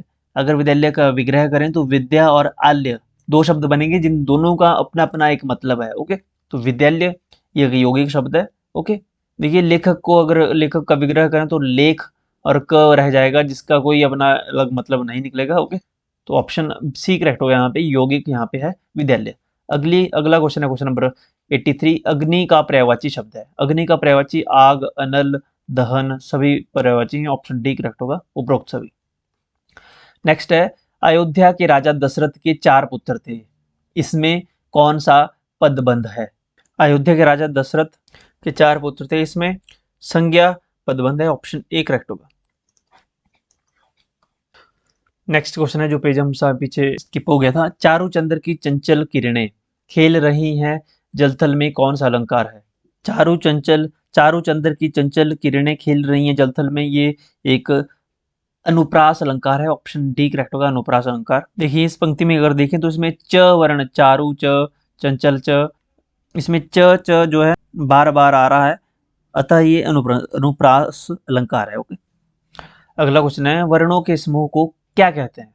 वर्ण के व्यवस्थित समूह को कहते हैं वर्णमाला। ऑप्शन सी करेक्ट होगा, वर्णमाला कहते हैं। अगला क्वेश्चन है, आंखों में गढ़ना मुहावरे का अर्थ है। आंखों में गढ़ना यानी अप्रिय लगना, गौर से देखना नहीं होगा, सहन न कर पाना भी नहीं होगा, किसी वस्तु को पाने के लिए उस तक लालसा भी नहीं होगा। मन में खटकना यानी अप्रिय लगना, बुरा लगना, मन में खटक जाना। ओके, ऑप्शन सी करेक्ट होगा, बी करेक्ट होगा इसमें, मन में खटकना। अगला क्वेश्चन है, दावानल। दावानल दावानल होती है जंगल की आग। ओके, ऑप्शन बी करेक्ट होगा, जंगल की आग होती है दावानल। पानी में लगने वाली आग या पानी में लगी आग को कहते हैं बड़वानल। बड़वानल और जंगल में लगती है आग दावानल। ईमानदारी में कौन सी संज्ञा है? ईमानदारी में है भाववाचक संज्ञा। ऑप्शन सी करेक्ट होगा, भाववाचक, ईमानदारी का भाव है। ओके, अगला क्वेश्चन है क्वेश्चन नंबर 74। वृत्ति के कितने भेद होते हैं? देखिए वृत्ति क्या होती है? क्रिया को प्रकट करने वाली रीति को वृत्ति कहते हैं। हिंदी में वृत्ति के 6 भेद होते हैं, 6 भेद होते हैं वृत्ति के, लेकिन यहाँ पे 6 ऑप्शन में नहीं है तो हम इसमें ऑप्शन सी लेके चलेंगे 7। ओके, वैसे हिंदी में वृत्ति के 6 भेद हैं, जैसे दैव, आयु, पुण्य, कर्म, स्वभाव, गुण और 7वां संस्कार। ओके, झगड़ालू में प्रत्यय है क्वेश्चन नंबर 75। झगड़ालू में प्रत्यय है, झगड़ालू उपसर्ग आगे प्रत्यय पीछे लगते हैं, झगड़ालू में आलू प्रत्यय है। ऑप्शन ए करेक्ट होगा। Question number 76। पराक्रम में उपसर्ग है। पराक्रम में उपसर्ग है, उपसर्ग लगता है आगे यानी परा उपसर्ग है। ऑप्शन बी करेक्ट होगा, परा। क्वेश्चन नंबर 85 84 तक हमने प्रीवियस कर लिए थे पहले। बंदर का तत्सम रूप है। बंदर का तत्सम रूप है वानर। ऑप्शन बी करेक्ट होगा, वानर। देखिए वानर संस्कृत का मूल शब्द है। ओके, ये संस्कृत का जो है ये मूल शब्द है और बंदर इसका बदला हुआ रूप है जो कि इसका तत्सम स्वरूप कहलाता है। ओके, तो बंदर का तत्सम रूप वानर।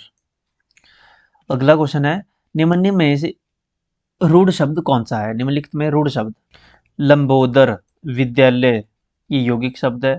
तो पहला ही देखिए गाय। गाय एक रूढ़ शब्द है, क्योंकि अगर गाय का हम खंड करें इसके तो गा का कोई अर्थ नहीं बनेगा और य का भी कोई अर्थ नहीं निकलता है। ओके, तो ऐसे शब्द जिनको विग्रह करने पर जिनका कोई भी अलग अलग कोई भी अर्थ नहीं निकलता है वो शब्द होते हैं रूढ़ शब्द। ओके, तो यहाँ पे गाय जो है रूढ़ शब्द है। लंबोदर यहाँ पे योग रूढ़ शब्द है। ओके, लंब और उदर इसका अर्थ होता है गणेशर, लंबा है जिसका उदर। विद्यालय तो यौगिक शब्द है, विद्या और आल्य। पंकज योग रूढ़ शब्द है जिसका मतलब है कीचड़। ओके, ये कैसा शब्द है? योग रूढ़। तो इसके ऑप्शन ए करेक्ट होगा इसमें, गाय। अगला क्वेश्चन है क्वेश्चन नंबर 87। व का उच्चारण स्थान है। व का उच्चारण स्थान है दंतोष्ठ। ऑप्शन डी करेक्ट होगा, दंतोष्ठ, क्योंकि उसके उच्चारण में दांत और होठ दोनों का प्रयोग होता है। ओके, अगला क्वेश्चन है क्वेश्चन नंबर 88। मैंने सुना है कि कल हड़ताल होगी। वाक्य है, मैंने सुना है कि कल हड़ताल होगी। ये मिश्र वाक्य है या ओके, ऑप्शन बी करेक्ट होगा, मिश्र वाक्य है ये। इस वाक्य में एक से अधिक उपवाक्य जुड़े हैं, परंतु इसमें एक उपवाक्य है जो दूसरा आश्रित है तथा जो है दूसरा आश्रित है, और इसलिए इसको मिश्र वाक्य कहते हैं। अगला क्वेश्चन नंबर 89। कान में तेल डाले रहना लोकोक्ति का अर्थ है। कान में तेल डाले रखना यानी किसी भी बात को अनसुना करना और उस पर ध्यान न देना। कि कान में तेल डाले रखना यानी कोई भी बात ना सुनना।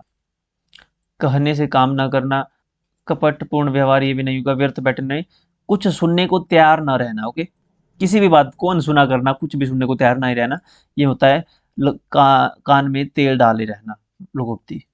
अगला क्वेश्चन है कवि का स्त्रीलिंग है। कवि का स्त्रीलिंग क्या होगा? कवि का स्त्रीलिंग होगा कवित्री। कवयित्री। ओके, ऑप्शन बी करेक्ट होगा, कवित्री। कवि का स्त्रीलिंग कवित्री।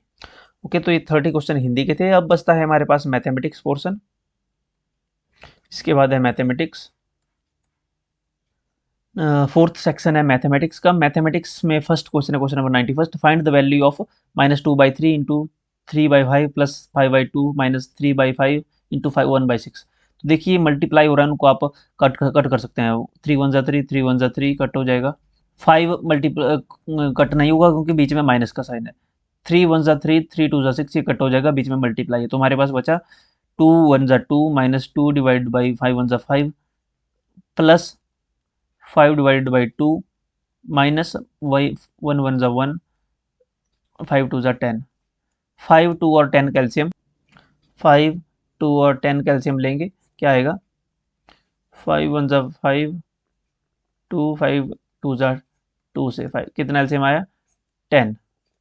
5 2 जा 10, 2 2 जा 4 माइनस 4 प्लस 2 5 जा 10, 5 5 जा 25 माइनस 10 1 जा 10, 1 equal to 25 minus 4 minus 1 minus 6 divided by 10 equal to 25 minus 4 minus 1 minus 5। Okay, 25 minus 5 तो हमारे पास आएगा 20/10, 0 से 0 कैंसिल आउट, हमारे पास आएगा आंसर 2, जो कि है ऑप्शन डी 2। ओके, तुम्हारे पास बोला है कि x का मान ज्ञात कीजिए यदि find the value of x if 8x minus 3/3x is equal to 2। तो 8x minus 3 is equal to 2, तो ये डिवाइड हो रहा है, यहाँ पे जाके हो जाएगा मल्टीप्लाई। ओके, अब x की वैल्यूज एक साइड कर लेंगे और जो कांस्टेंट है वो एक साइड कर दें। 8x ये मल्टीप्लाई हो रहा है यहाँ पे, या फिर -2 है यहाँ पे, इसको -2 ऐसे -3, 8x एज इट इज लिख देंगे। 8x minus 3, 2 3 are 6, x as it is आ जाएगा।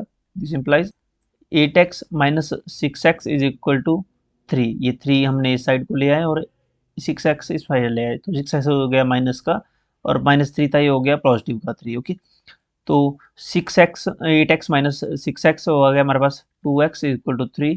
तो x की वैल्यू आ जाएगी हमारे x is equal to 3 divided by 2, यानी कि option number C. Next question है find the value of x in the given figure. x की वैल्यू फाइंड आउट करनी है इस फिगर में। देखिए हमारे पास ट्राइंगल दिया है, ट्राइंगल के 2 एक्सटीरियर एंगल्स दिए हैं, 125 डिग्री, 125 डिग्री और एक x। हमने x की वैल्यू फाइंड आउट करनी है। ओके, तो we know that the exterior angle of angles sum of exterior angles of a triangle is equal to 360 degree. Okay, exterior angle का सम होगा 360 degree. तो 125 degree plus 125 degree plus x is equal to 360। तो 125 plus 125 हो जाएगा हमारे पास 250 plus x is equal to 360। तो x is equal to 360 minus 250, 0 6 minus 5 1, 3 minus 2 1, 110 degree. x की वैल्यू आई 110 डिग्री, ऑप्शन ए करेक्ट होगा। 110 डिग्री। ओके, 110 डिग्री, 110 डिग्री आएगा x की वैल्यू। अगला क्वेश्चन है area of a sector of a circle having angle theta in degrees and radius R is. तो angle दिया है थीटा एंड रेडियस दिया है आर। तो फॉर्मूला बनेगा theta divided by 360 degree into 2 pi capital R. Okay, sorry, into pi R square, option D correct होगा इसमें, C नहीं, D into pi R square. Theta divide by 360 into pi R square, option D. Next question है, यहाँ पे divide का question है। X cube minus 3x square plus 5x minus 3, इसको divide करना है एक्स स्क्वेयर माइनस 2 से। पेन का कलर चेंज कर देते हैं। एक्स स्क्वेयर को किस नंबर से मल्टीप्लाई करें कि एक्स क्यूब आ जाए? एक्स स्क्वेयर को एक्स से मल्टीप्लाई करेंगे तो एक्स क्यूब आ जाएगा। अब x minus 2 x, minus 2x। Sign change होंगे, यहाँ प्लस है तो यहाँ पे माइनस हो जाएगा। ओके, यहाँ पे माइनस है तो यहाँ पे प्लस हो जाएगा माइनस करते टाइम। ओके, तो ये नेगेटिव का है, एक्स क्यूब माइनस का है, एक्स क्यूब पॉजिटिव का है, नेगेटिव साइन वाले कट हो जाएंगे, 0। माइनस 3x² ऐसे ही रहेगा, plus 5x plus 2x plus 7x minus 3।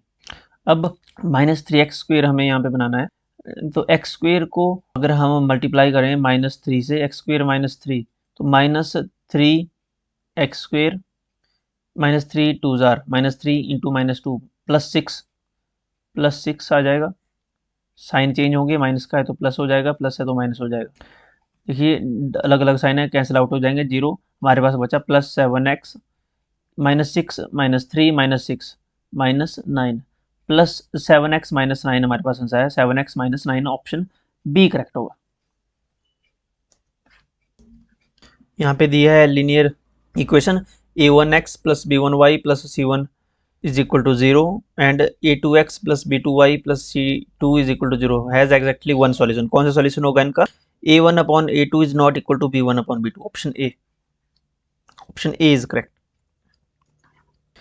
अगला क्वेश्चन है, how many times a wheel of radius 28 centimetre must rotate to go 252 metre. देखिए मान लो ये लंबाई है 352 मीटर की, 352 352 मीटर की ये लेंथ है। अब कोई व्हील है जिसकी रेडियस कितनी है, कोई व्हील है जिसकी रेडियस है 28 सेंटीमीटर। उस व्हील को कितना रोटेट करना पड़ेगा यहाँ से यहाँ तक पहुँचने के लिए, यानी कि पहले तो उस व्हील की सर्कमफ्रेंस हमें निकालनी पड़ेगी। अगर इस व्हील को खोल दें तो कितनी लेंथ बनेगी, उसकी सर्कमफ्रेंस बनेगी एक सर्कमफ्रेंस। फिर जितनी उसकी सर्कमफ्रेंस आएगी उसको हम 352 को उस सर्कमफ्रेंस से डिवाइड कर देंगे। ओके, यानी जो भी हमारे पास इसकी सर्कमफ्रेंस आएगी या फिर पैरामीटर आएगा उससे डिवाइड कर देंगे, उसको डिवाइड कर देंगे 352 को डिवाइड कर देंगे उससे, हमारे पास आंसर आ जाएगा। हमें यहाँ पे एक बात का ध्यान रखना है कि जो रेडियस है वो सेंटीमीटर में दी है और जो लेंथ है वो मीटर में दी है, तो हमें जो इनके यूनिट्स हैं वो सेम करने पड़ेंगे। ओके, तो पहले अगर हम सर्कमफ्रेंस निकाल लें। ओके, सर्कमफ्रेंस फॉर्मूला है 2πr, 2 इंटू पाई की वैल्यू 22 डिवाइड बाई 7, आर की हमारे पास 28, 7 1 7 7 4 28, तो 4 2 8, 22 इंटू 4 कितना आएगा, 4 2 8 जार 8 2 16, 1 8 8 2 16 और 1 178, सॉरी 176 है ये, 176 सेंटीमीटर आई सर्कमफ्रेंस। ओके, सर्कमफ्रेंस आई हमारी 176 सेंटीमीटर। अब 352 मीटर जाने के लिए कितनी बार टायर घूमेगा, यानी कितना एरिया कवर करेगा एक बार रोटेशन पे टायर। तो 352 को भी हमें मीटर में सेंटीमीटर में बदलना पड़ेगा, यानी 100 से मल्टीप्लाई कर देंगे तो सेंटीमीटर में आ जाएगा, 352 00 लग जाएगी, कि आ जाएगा सेंटीमीटर में। इसको डिवाइड करेंगे हम 176 से, 176 176 176 2 हज़ार होता है 352। ओके, तो ये तो कट गया 2 से, अब 2 0 बची, इसको हम ऐसे लगा देंगे तो हमारे पास आएगा 200। यानी कि व्हील मस्ट रोटेट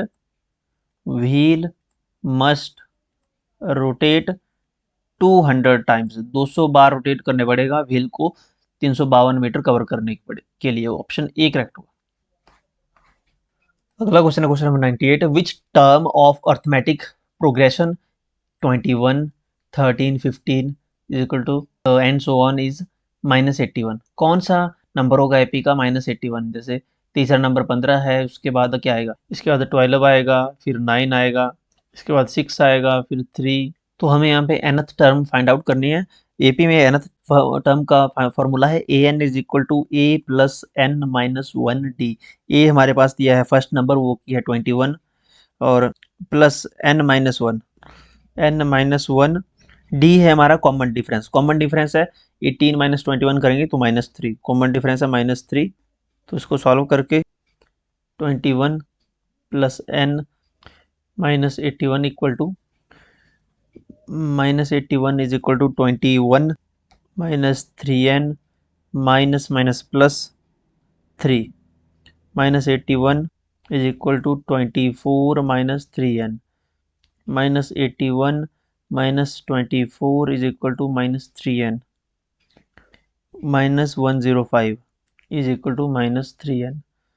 तो 3n is equal to 105, n is equal to 105 divide by 3, 3 1 जा 3, 3 3 जा 9, 1 कैरी 3 5 जा 15, n आया 35, 35वां नंबर। तो 35 ऑप्शन में है, यस ऑप्शन बी।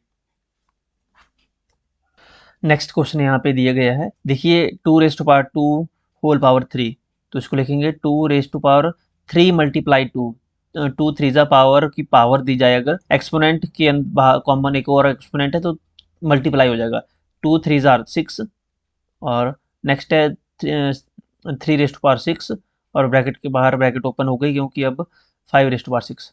देखिए जो पावर्स है वो कॉमन है, सभी में एक्सपोनेंट 6 है, तो 2 × 3 × 5 इन सभी की पावर हो जाएगी होल पावर 6।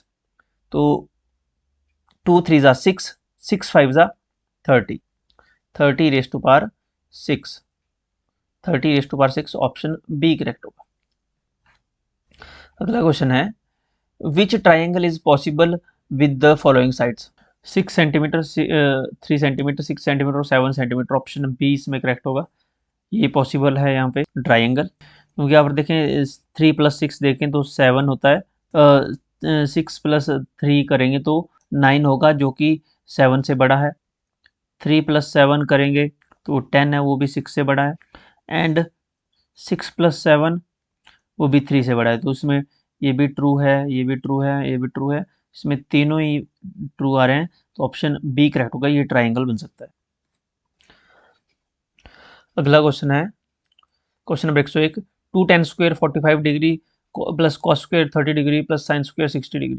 2 tan² 45 डिग्री, तो tan 45 होता है 1, तो 2 1² प्लस cos² 30 यानी कि √3/2 माइनस √3/2, इनका होल स्क्वायर भी कर सकते हैं, तो 2 + 3/4 माइनस 3/4 स्क्वायर जब ओपन होगा इनका, कैसे भी कर सकते हैं, तो क्या आएगा 1, सॉल्व करके हमारे पास आएगा इक्वल टू 4 एलसीएम, 1 4 जा 4, 1 4 जा 4, 4 2 जा 8 प्लस 4 1 जा 4, 3 1 जा 3 माइनस 4 1 जा 4, 3 1 जा 3 equal two plus minus cancel out हो गया, 8 डिवाइड बाई 4, 4 1 जा 4, 4 2 जा 8, आंसर आया हमारे पास 2, जो कि ऑप्शन बी 2। अगला क्वेश्चन है, in the AP -3 -1/2 2 what will be the 11th term? तो an a plus n minus 1 d where a is equal to -3 और d कितना आएगा हमारे पास -1/2 -3, यानी कि -1/2 + 3, एलसीएम आएगा हमारे पास यहाँ पे 2, 2 1 जा 2, 1 × -1 1 प्लस 1 2 जा 2, 2 3 जा 6, 6 - 1 5/2, एलसीएम आया, डी आया हमारे पास जो कॉमन डिफरेंस है 5/2, 5 डिवाइड बाई 2, तो इसमें a 11th टर्म निकालनी है हमने, -3 + 11 - 1 d 5/2, दिस implies -3 + 10 × 5/2, यहाँ पे आएगा -3 + 25, 2 1 जा 2, 2 5 जा 10, 5 5 जा 25, तो कितना है हमारे पास इज इक्वल टू 25 - 3 22, पॉजिटिव का 2 हो गई 22, यानी कि ऑप्शन बी करेक्ट होगा। Next question, which of the following can not B probability of an event? तो प्रोबेबिलिटी दी है 2/3 -1.5 15% 0.7। देखिए प्रोबेबिलिटी होती है, प्रोबेबिलिटी का जो इवेंट रहता है वो 0 से -1 के बीच में रहता है प्रोबेबिलिटी, ओके, या तो 0 होगी या फिर मैक्सिमम 1 होगी, मिनिमम 0 मैक्सिमम 1, नेगेटिव में नहीं होते कभी भी प्रोबेबिलिटी, ओके, तो यहाँ पे होता है कैन नॉट बी प्रोबेबिलिटी, तो नेगेटिव में प्रोबेबिलिटी कभी भी नहीं हो सकती, ऑप्शन बी करेक्ट होगा। ये कॉमन सेंस का क्वेश्चन था यहाँ पे, ओके। अगला क्वेश्चन है, a football team won 10 matches out of the total number of matches they played, if their win percentage was 40, how many matches did they play in all?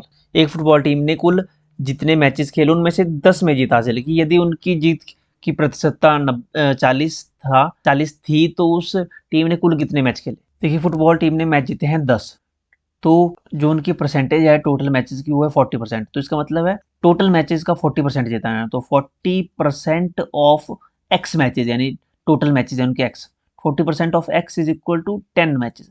40% total matches के उन्होंने 40% जीते हैं जिनकी number है 10, तो 40%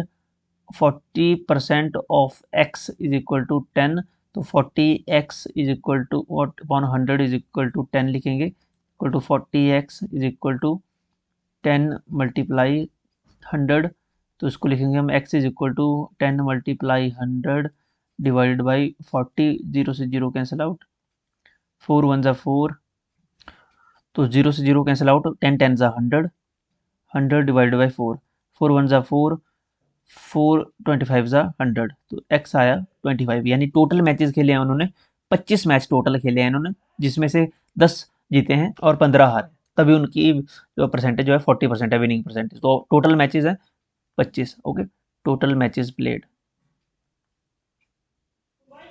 option D. Next question है evaluate. तो -8 divided by 19 plus minus minus 2 divided by 57।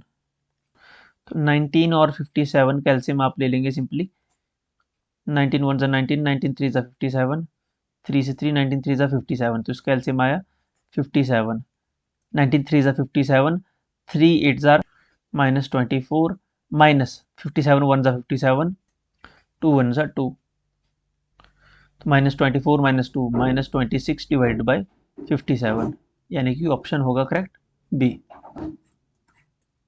अगला क्वेश्चन है, राजू के पिता की आयु राजू की आयु के 3 गुणे से 5 वर्ष अधिक है। राजू की आयु क्या होगी यदि उसके पिता की आयु 44 वर्ष है, 44 वर्ष है। सिंपल है कि जो राजू के फादर की आयु वो 5 वर्ष ज्यादा है। ठीक है, 5 वर्ष ज्यादा है, किससे 5 वर्ष ज्यादा है? 3 times of Raju age, Raju की एज मान ली हमने x, तो 3x ज्यादा है 5, 3x प्लस 5, राजू की एज से 3x है राजू के पिता की आयु, और 5 वर्ष उसमें भी ऐड करने पड़ेंगे। Okay, is equal to total age कितनी है राजू के पापा की? 44 ईयर्स। तो राजू की आयु निकालनी हमने, तो 3x plus 5 is equal to 44, 3x is equal to 44 minus 5, 44 minus 5 कितना आएगा? 39, 39 आया हमारे पास 3x, तो x आएगा हमारे पास 39 डिवाइड बाई 3, 3 1 ज़ा 3, 3 1 ज़ा 3, 3 3 ज़ा 9, फिर 13 3 ज़ा 39। ओके, तो x आया हमारे पास 13, ऑप्शन बी। तो राजू की एज कितनी है? Raju age is 13 year. Next question है क्वेश्चन नंबर 107। एक घनाकार टंकी, पानी की टंकी 6 मीटर लंबी, 5 मीटर चौड़ी और 4.5 मीटर गहरी है, उसमें कितने लीटर पानी आ सकता है? देखिए, जो यूनिट्स आप चेक करेंगे, यहाँ पे मीटर दिया है और यहाँ पे लीटर दिया है, लेकिन यहाँ पे बताया है 1 cubic metre is equal to 1 litre. तो हमारे पास लेंथ दी है 6 मीटर, ब्रेड दी है 5 मीटर और डेप्थ दी है 4.5 मीटर। तो इसको मल्टीप्लाई करेंगे, 5 6 30 इंटू 4.5, 45 3 होते हैं 135, और 10 ऐसे आ जाएगी, एक डेसिमल है तो डेसिमल यहाँ लग जाएगा, ये आएगा मीटर क्यूब। तो 135.0 का मतलब 135 मीटर क्यूब जो है उसकी कैपेसिटी होगी टैंक की। ओके, जो टैंक है वाटर टैंक, तो 1 क्यूबिक मीटर में होते हैं 1000 लीटर, तो 135 क्यूबिक मीटर में कितने होंगे? यानी 1000 से मल्टीप्लाई करना है, 135 3 जीरोज और लग जाएंगी क्यूबिक की, तो इकाई दही सैकड़ा, जार दे जार, 1,35,000 लीटर पानी आएगा उसमें। ओके, 1,35,000, यानी ऑप्शन ए करेक्ट होगा, 1,35,000 लीटर्स पानी।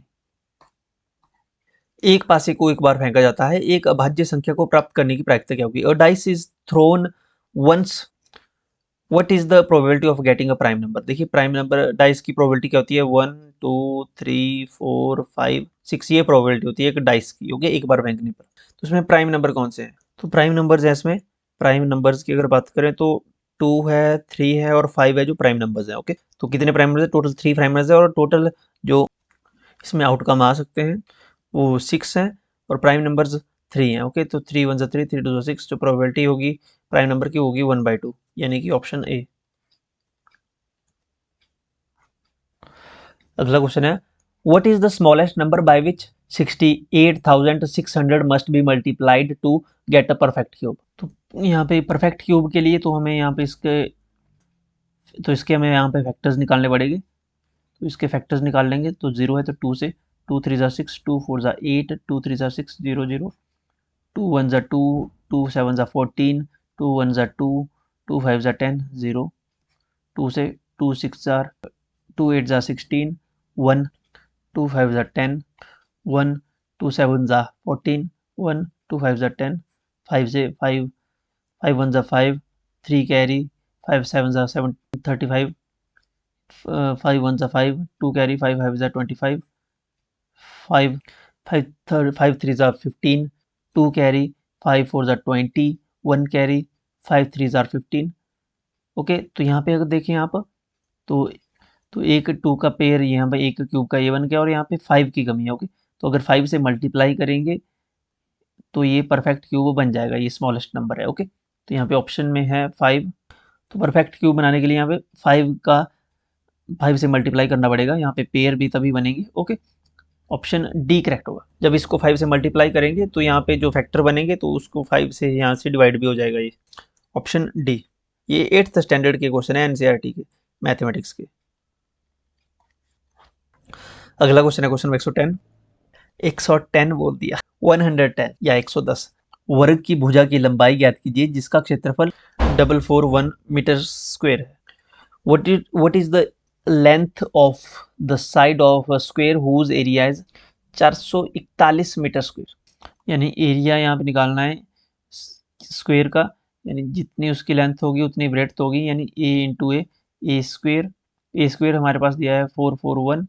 तो यानी कि 441 का क्यूब रूट यहाँ पे निकालना है, स्क्वायर रूट हमें निकालना है यहाँ पे। तो 441 का स्क्वायर रूट होता है 21, 21 का स्क्वायर होता है हमारे पास 41, तो हमारे पास आएगा 21। इसका करेक्ट आंसर है ऑप्शन डी करेक्ट होगा, 21। अगला क्वेश्चन है if cot theta is equal to √3 then the value of theta is. देखिए कॉट थीटा होता है 1/tan थीटा, तो कॉट थीटा होता है यहाँ पे दिया है √3, तो tan थीटा होगा 1/√3। तो 1/√3 tan थीटा कब होता है, थीटा होगा उस समय 30 डिग्री। ऑप्शन सी करेक्ट है, 30 डिग्री। क्वेश्चन नंबर 112 है what is the value of m if 5m divide by 5⁻³ is equal to 5/5। तो यहाँ पे 5m divide by 5⁻³ is equal to 5/m। तो 5 कॉमन है तो इसको कॉमन रखेंगे, m-3 इज इक्वल टू 5/5। ये क्वेश्चन भी 8th में है, ये एक्सरसाइज 10.1 के क्वेश्चन है, एक्सरसाइज 10.1 के क्वेश्चन है ये सारे। तो देखिए बेस सेम एक्सपोनेंट कर लेंगे यहाँ पे 5 m-5 is 3 minus equal to 5, m is equal to 5-3, m is equal to 2, m is equal to 2। Option B correct होगा, m is equal to 2। Question number 113 Sushant reads 1/3 part of a book in 1 hour, how much part of book he will read in 2 whole 1/5 hour. ये 7th NCERT से है question. Sushant 1 घंटे में 1/3 part पढ़ता है book का, तो वो 2 होल 1/3 में कितना पार्ट पड़ेगा, यानी इससे मल्टीप्लाई करना पड़ेगा। मल्टीप्लाई 2 होल 1/5 कितना होगा, 5 2 ज़ा 10 प्लस 1 11 डिवाइड बाई 5, तो इससे मल्टीप्लाई करना पड़ेगा। 11 1 ज़ा 11, 5 3 ज़ा 15, यानी 11/15 पार्ट पड़ेगा वो 1 घंटे में। इतना पड़ता है तो वो 11 डिवाइड बाई 5 आर में पड़ेगा 11 डिवाइड बाई 15 पार्ट बुक का, ऑप्शन ए। अगला क्वेश्चन है एक नगर की जनसंख्या 25,000 से घटकर 24,500 रह गई, घटने की प्रतिशतता ज्ञात कीजिए। Population of town decreases from 25,000 to 24,500, what is the decreased percentage. इसका डिफरेंस कितना है, डिफरेंस है 500 का, 500 का डिफरेंस है। तो डिक्रीज्ड परसेंटेज हमने निकालनी है, डिक्रीज्ड परसेंटेज डिफरेंस है 500 का। ओरिजिनल पॉपुलेशन थी 25,000, मल्टीप्लाई कर देंगे 100 से, 0 से 0 कैंसिल आउट, 25 1 25, 25 दूना 50 जी, यहाँ 25,000 था, 1 0 ये बच गई, ओके, 0 से 0 कैंसिल आउट, हमारे पास आया 2%, option B 2%। What is the mode of the distribution given below, दिए गए आंकड़ों का बहुलक क्या होगा। बहुलक वो होता है जो बार बार रिपीट होता है। एक बार 14 आया, 2 बार आया, 3 बार आया, 4 बार आया, बाकी कोई भी नंबर 4 बार रिपीट नहीं हुआ, तो जो सबसे ज़्यादा बार रिपीट होगा वो ही बहुलक होगा, वही मोड होगा। तो मोड है हमारे पास 14, ऑप्शन ए। नेक्स्ट क्वेश्चन है question number 116, given that HCF 9 what will be the LCM। HCF दिया है 9, LCM क्या होगा। तो HCF multiply LCM, A into B, 9 into LCM, 9 into LCM दिया है 306 इंटू 657, इसको मल्टीप्लाई करेंगे हमारे पास आएगा 201042, ये मैंने रफ में किया हुआ है already. So LCM equal to 201042 divide by 9 आएगा 22338, option A. What is the factorization of y square minus 5y plus 6। ऐसे ब्रेक करना है कि इसका मल्टीप्लीकेशन 6y स्क्वेयर आए और उसको ऐड करके -5y आए, यानी कि -2 and -3, Y square -2y -3y multiply करके -6y आएगा वाई स्क्वेयर, और ऐड करके -3 और -2 -5y plus 6, Y square Y 2y में कॉमन आएगा y, y into y square minus y minus 2y, अब यहाँ पे आएगा -3 इंटू वाई -3y -3 2 जार -3 इंटू -2 प्लस 6, 3 2 जार 6 माइनस माइनस प्लस, हमारे पास कॉमन फैक्टर्स है -y -2 और y -3, जो कि है ऑप्शन नंबर बी। देखिए यहाँ पे आगे भी चले गए हैं, इसको पहले लिख सकते हैं आप, इसको बाद में आगे भी चले गए, जैसे मर्जी। ओके, ऑप्शन बी करेक्ट होगा, y -3 y -2 या फिर y -2 y -3, जैसे मर्जी लिखेंगे क्योंकि मल्टीप्लाई हो रहा है। क्वेश्चन नंबर 118 है, एक चतुर्भुज के कोण 3:5:9:13 के अनुपात में है, त्रिभुज के कोणों का मान क्या होगा। 3x 5x 9x 13x, इसको सॉल्व करेंगे। इनके जो यहाँ पे क्वाड्रिलेटरल है उसका कितना आना चाहिए, 3x plus 5x plus 9x plus 13x कितना आना चाहिए, 360 डिग्री। तो इनको ऐड करके आया हमारे पास 30x is equal to 360, x equal to 360 divide by 30, 0 से 0 कैंसिल आउट, 3 1 जा 3, 3 1 जा 3, 3 2 जा 6, x is equal to 12। x 12 आया तो 3x कितना होगा, 3x कितना होगा 26, 36, तो 36 ए में है, दूसरे में कितना है, x की वैल्यू थी 12, तो 12 5 जा, सेकेंड आया 60, थर्ड नंबर है 9x, तो 9 12 जा 108, और 12 और 13 आएगा हमारे पास 156, यानी कि ऑप्शन नंबर ए। अगला क्वेश्चन है क्वेश्चन नंबर 119, एक द्विघात बहुपद ज्ञात कीजिए जिसके शून्यकों का योग तथा गुणनफल क्रमशः -2 और -3 है। Find the quadratic polynomial the sum and product of whose zeros are -3 and -2 respectively.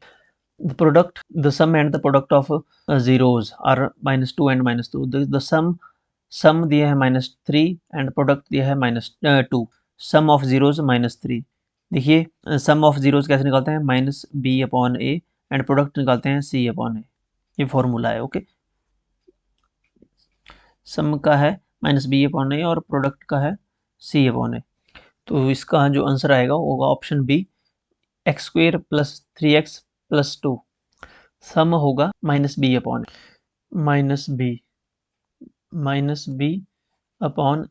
है 1, तो 3/1 3, और यहाँ पे एक ही साइन आएगा।